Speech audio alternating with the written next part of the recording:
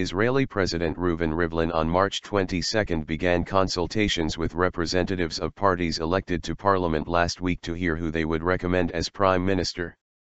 Prime Minister Benjamin Netanyahu's right-wing Likud party scored an unexpected election victory on March 17, taking 30 of the parliament's 120 seats, compared with 24 for its closest challenger, the center-left Zionist Union. In Israel, it is not necessarily the leader of the largest party who forms the next government and becomes the premier, but the one who can form a working coalition, preferably with a majority of at least 61 in this case, Netanyahu. Although the election results were out on Thursday, the official numbers will only be published on March 25, when the Central Elections Committee will hand them to Rivlin, who will then have to announce his choice to form the next government. There is a need to act to swear in the new government as soon as possible, Rivlin said on meeting representatives of Likud. With the beginning of these consultations, I call on all the elected representatives to do all in their power to speed up the process and the coalition negotiations, in order to allow the system of governance to once again operate as necessary, he said.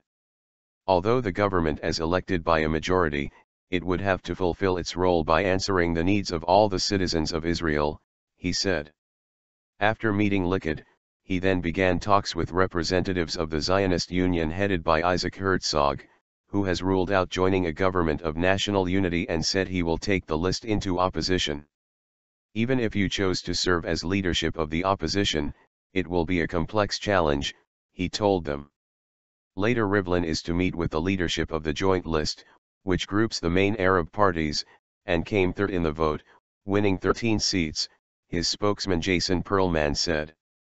The president cannot name a candidate to form the next government before Wednesday, he explained. 10 parties were elected to the parliament, and Netanyahu wants to put together a narrow coalition of 6 right-wing and religious factions which would have a 67-seat majority, commentators said. The coalition would include Likud, 30, the far-right Jewish Home, 8, the hardline anti-Arab Yisrael Beitenu, 6, the ultra-Orthodox parties Shas, 7, and United Torah Judaism, 6, and the newly formed center-right Kulanu party of Likud defector Moshe Kahlon, 10.